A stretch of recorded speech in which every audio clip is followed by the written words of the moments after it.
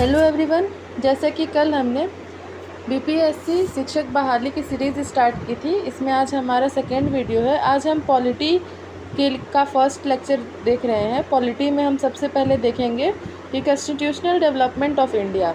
जब हम भारत के संवैधानिक विकास की बात करते हैं तो उसमें सबसे पहले हमें ब्रिटिश शासनकाल के दौरान हुए संवैधानिक विकास को समझना ज़रूरी है, क्योंकि जब तक हम उसे नहीं समझेंगे हम उसके आगे की चीज़ें नहीं जान पाएंगे।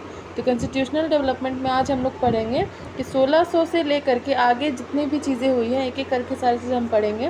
तो पहला हम स्टार्ट करेंगे कि ब्रिटिश शासन में क्या क्या कॉन्स्टिट्यूशनल डेवलपमेंट यानी कि संवैधानिक विकास हुआ है, किस तरह से हुआ है, एक एक करके हम देखेंगे।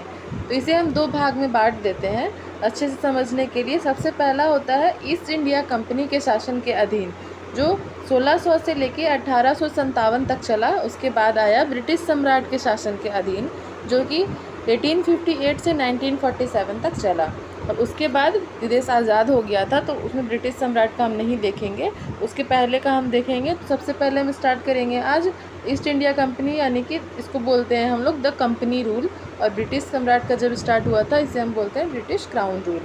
तो स्टार्ट करते हैं हम ईस्ट इंडिया कंपनी के अधीन जो शासनकाल चला है, उसमें क्या क्या डेवलपमेंट हुआ है, क्या क्या हुआ है, सारा कुछ हम देखेंगे।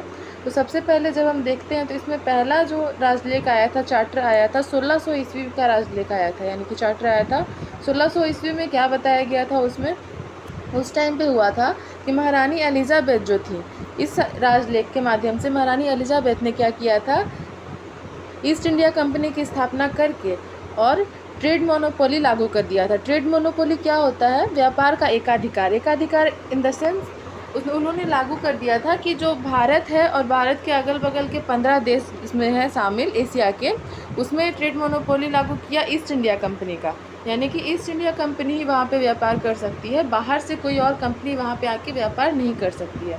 ट्रेड मोनोपोली जब भी हम देखते हैं तो उसमें जो कस्टमर्स होते हैं, आम जो जनता होती है, उसका हमेशा घाटा होता है और जो कंपनी होती है उसका फ़ायदा होता है। हम इसे ऐसे समझ सकते हैं कि मान लीजिए कोई कोचिंग इंस्टीट्यूट है, वो अपना कोचिंग स्टार्ट करता है, ठीक है, उसका मान लेते हैं हमारा एडमिशन फ़ीस बोल सकते हैं, जो कि है 15,000, ठीक। उसके अलावा और लागू हो जाए कि कोई भी कोचिंग इंस्टीट्यूट नहीं चल पाएगा, तो उससे क्या होगा, जो स्टूडेंट है वो तो मजबूर हो जाएंगे वो कोर्स लेने के लिए, उनको और कोई ऑप्शन मिलेगा ही नहीं। तो यहाँ पे जब ट्रेड मोनोपोली लागू किया गया, कब लागू किया गया था? क्वीन एलिजाबेथ ने कब स्थापना की थी ट्रेड मोनोपोली का? 31 दिसंबर 1600 ईस्वी में ये स्थापना हुआ था ईस्ट इंडिया कंपनी का, जहाँ पे लागू हुआ था ट्रेड मोनोपोली, व्यापार का एकाधिकार।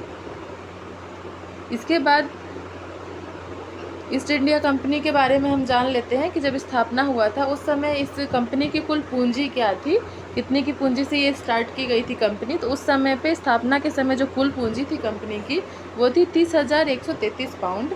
और कुल पार्टनर उस समय कितने थे? 217। कुल पार्टनर उस समय कितने थे कंपनी में? 217। और पूंजी थी 30,133 पाउंड की पूंजी से ये कंपनी स्टार्ट हुई थी।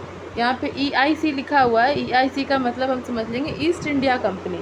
ईस्ट इंडिया कंपनी के स्थापना के समय भारत के शासक कौन थे? अकबर थे। शासन के जब स्टार्ट हुआ था उस समय, ईस्ट इंडिया कंपनी जब स्थापित हुआ था उस टाइम पे शासक अकबर थे, लेकिन फिर चेंज हुए थे। कंपनी ने भारत में अपना कार्य जब स्टार्ट किया 1608 ईस्वी में, सूरत से जहांगीर के काल में स्टार्ट किया था। जब अपना वर्क करना स्टार्ट किया था 1608 में, 1600 ईस्वी में तो स्थापना ही हुआ, उसके बाद 1608 से कार्य करना प्रारंभ किया था सूरत से जहांगीर के काल में। सूरत से स्टार्ट किया था, जहांगीर के काल में स्टार्ट किया था। तो क्वेश्चन अगर आता है कि कार्य करना कब स्टार्ट किया, तो 1608 ईस्वी में। किसके काल में? जहांगीर के काल में। लेकिन जब स्थापना का बात किया जाता है तो स्थापना के समय कौन शासक थे? अकबर शासक थे। कंपनी का सारा प्रशासन जो था गवर्नर और परिषद संभालती थी। गवर्नर और काउंसिल जिसे हम बोल सकते हैं, गवर्नर और काउंसिल सारा संभालती थी। गवर्नर के अंडर उप गवर्नर आते हैं और उसके 24 सदस्य, ये मिल करके क्या संभालते थे? पूरे कंपनी का सारा प्रशासन संभालते थे। उसमें बॉम्बे, मद्रास और बंगाल, ये 3 जगह है। बॉम्बे, मद्रास और बंगाल को प्रेसिडेंसी नगर के नाम से जाना जाता था। प्रेसिडेंसी नगर क्यों बोला जाता था इनको? क्योंकि इसका जो प्रशासन है वो गवर्नर और उसकी परिषद संभालती थी, इसीलिए उसको प्रेसिडेंसी नगर बोला जाता था। तो यहाँ क्वेश्चन आ सकता है कि कौन कौन से प्रेसिडेंसी नगर शामिल है इसमें? बॉम्बे, मद्रास और बंगाल।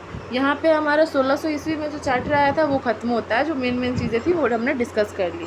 इसे आप एक बार रिवाइज़ करें ताकि सारी चीज़ें आपको याद हो जाएं। एक बार में सब कुछ याद हो ऐसा पॉसिबल नहीं है, इसीलिए एक बार और आप इसे रिविज़न के तौर पे देख सकते हैं।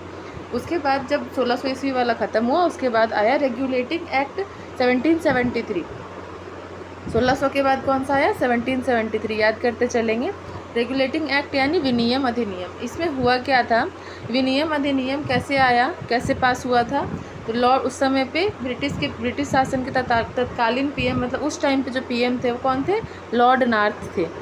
उस समय ब्रिटिश पीएम थे लॉर्ड नार्थ। उनके द्वारा सीक्रेट कमेटी, गुप्त समिति की सिफारिश पर ये पास किया गया था रेगुलेटिंग एक्ट। और रेगुलेटिंग एक्ट में क्या हुआ था, किसके तहत हुआ था? तो लॉर्ड नार्थ पीएम थे और सीक्रेट कमेटी की सिफारिश पर पास किया गया था। अब इसमें हुआ क्या था? एक्ट का उद्देश्य क्या था कि कंपनी का जो प्रशासन है उसको नियंत्रण कर उसके जितना भी दोष है, उसमें जो कमी है उसको दूर करना था। इसके लिए ये पास हुआ था। इसमें क्या किया गया?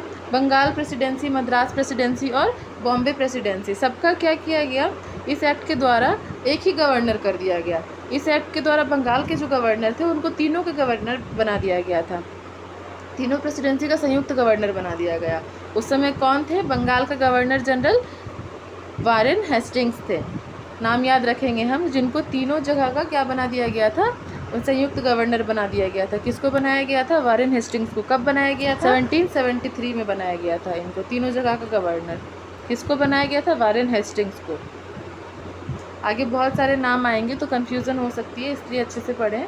गवर्नर जनरल की हेल्प के लिए 4 सदस्यों की एक कार्यकारी परिषद बनाई गई थी। गवर्नर जनरल का हेल्प करने के लिए 4 सदस्य का बनाया गया था, जिसको बाद में 3 कर दिया गया था। ये ध्यान में रखेंगे। 4 सदस्यों का गठन किया गया था, एग्जीक्यूटिव काउंसिल बनाया गया था। वो 4 सदस्य कौन कौन थे? यहाँ नाम है लेकिन ये उतना इम्पोर्टेंट नहीं है, फिर भी आप देख लेंगे। फिलिप है, क्लेवरिंग है, मॉनसन है, बरवेल है। ये 4 सदस्य थे। इनका एक काउंसिल बनाया गया था। किसके हेल्प के लिए? गवर्नर जनरल की हेल्प के लिए बनाया गया था। इस एक्ट में क्या किया गया था? इसके तहत 1774 में कलकत्ता में सुप्रीम कोर्ट की भी स्थापना की गई थी। जब सुप्रीम कोर्ट का स्थापना हुआ तो वहाँ पे 4 जज को भेजा गया था। 4 जज में एक चीफ जस्टिस थे और बाकी अदर जज थे। चीफ जस्टिस वहाँ के कौन थे? Sir Elijah Impey.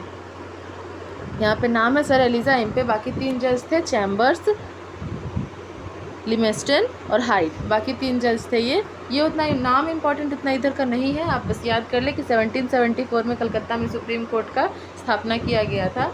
अगर इसमें देखा जाता है कि अगर कोई भी फैसला है यहाँ पे अगर नहीं हो पाए, सुप्रीम कोर्ट में उसका फैसला नहीं हो पाए, वो ब्रिटिश के पक्ष में ही जाना है, उसके बाद क्या करना होगा? इसके फैसले के विरुद्ध अपील करने के लिए हमें प्रिवी काउंसिल जाना होगा। प्रिवी काउंसिल कहाँ पे है? लंदन में है।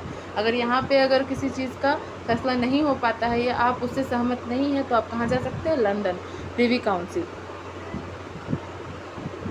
यहाँ पे 2 चीज़ें ख़त्म हुई हैं। पहला एक जो था 1600 का चार्टर एक्ट, उसके बाद दूसरा हुआ रेगुलेटिंग एक्ट 1773 का रेगुलेटिंग एक्ट। 1773 का रेगुलेटिंग एक्ट, विनियम अधिनियम यहाँ पे ख़त्म होता है।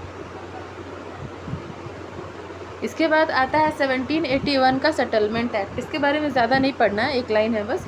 1781 के सेटलमेंट एक्ट, इसको अमेंडिंग एक्ट भी बोला जाता है। हिंदी में बात करें तो बंदोबस्त एक्ट और संशोधनात्मक एक्ट भी बोला जाता है। 1773 के जो एक्ट हुआ उसमें जो भी कमी आया उसको दूर करने के लिए इसको किया गया था। इसमें और ज़्यादा कुछ नहीं पढ़ना है। उसके बाद आया पिट्स इंडिया एक्ट। ये काफ़ी इंपॉर्टेंट हो जाता है। 1784 में आया था पिट्स इंडिया एक्ट। इसके तहत जो भी 2 चीज़ें इंपॉर्टेंट है, दोनों चीज़ें पढ़ेंगे। सर कब आया था? 1784 में। कब पिट्स इंडिया एक्ट आया था? पिट्स इंडिया एक्ट में क्या हुआ था? इसके द्वारा दोहरी शासन प्रणाली यानी कि system of double government system का शुरुआत किया गया था। डबल गवर्नमेंट सिस्टम का मतलब क्या होता है? दोहरी शासन प्रणाली आखिर है क्या? दोहरी शासन प्रणाली में 2 अलग अलग पॉलिटिकल अफेयर्स बना दिए, 2 अलग अलग अफेयर्स बना लिए गए। पहला था कॉमर्शियल अफेयर और दूसरा था पॉलिटिकल अफेयर। तो इसे हम हिंदी में समझ लेते हैं। पहला है व्यापारिक मामले और राजनीतिक मामले। मतलब व्यापारिक मामले अलग से डील होंगे और राजनीतिक मामले अलग से डील होंगे। ये हो गया डबल गवर्नमेंट सिस्टम। तो क्वेश्चन आ सकता है डबल गवर्नमेंट सिस्टम कब हुआ था स्टार्ट, किस समय शुरुआत हुई थी इसकी? तो इसका शुरुआत हुआ था 1784 में पिट्स इंडिया एक्ट के तहत डबल गवर्नमेंट सिस्टम आया था। अब उसमें डबल गवर्नमेंट सिस्टम में देखना है हमको। कॉमर्शियल अफेयर कौन देखते थे? बोर्ड ऑफ डायरेक्टर्स देखते थे, निर्देशक मंडल जिसे कि हम बोल सकते हैं। वाणिज्यिक मामले या व्यापारिक मामले बोर्ड ऑफ डायरेक्टर्स देखते थे, और राजनीतिक मामले बोर्ड ऑफ कंट्रोल देखते थे। नियंत्रण मंडल इंग्लैंड में है, इंग्लैंड में था, जिसके कि 6 सदस्य थे। बोर्ड ऑफ डायरेक्टर्स पर नियंत्रण रखने के लिए बोर्ड ऑफ कंट्रोल का भी गठन इस तरह से हम बोल सकते हैं किया गया था।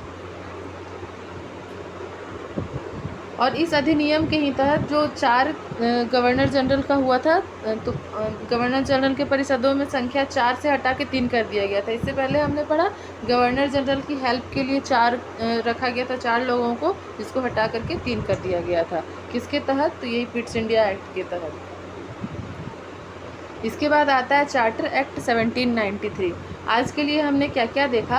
पहला हमने देखा 1600 में जो चार्टर एक्ट आया था वो हमने देखा। 1600 के बाद रेगुलेटिंग एक्ट आया 1773, वो हमने पूरा देखा। रेगुलेटिंग एक्ट के बाद आया हमारा 1781 में। 1781 में सेटलमेंट एक्ट आया, जिसे कि अमेंडमेंट एक्ट भी बोलते हैं। उसके बाद आया पिट्स इंडिया एक्ट। आज के लिए हमने ये बेसिक्स कुछ देखा है। इसके बाद हम आगे पढ़ेंगे आगे क्या क्या कौन कौन सा एक्ट आया है, charter act. Daily videos upload होंगी। आज की सेकेंड वीडियो है, कल भी एक वीडियो आएगी। एक एक करके हम सारे चैप्टर्स, सारे सब्जेक्ट्स डील करेंगे। तो जितना हो सके आप देखने का ट्राई करें, और भी अलग जगह जहाँ से आप पढ़ना चाहते हैं वहाँ से पढ़ें। आज के लिए बस इतना ही। लाइक करना ना भूलें। Thanks for watching.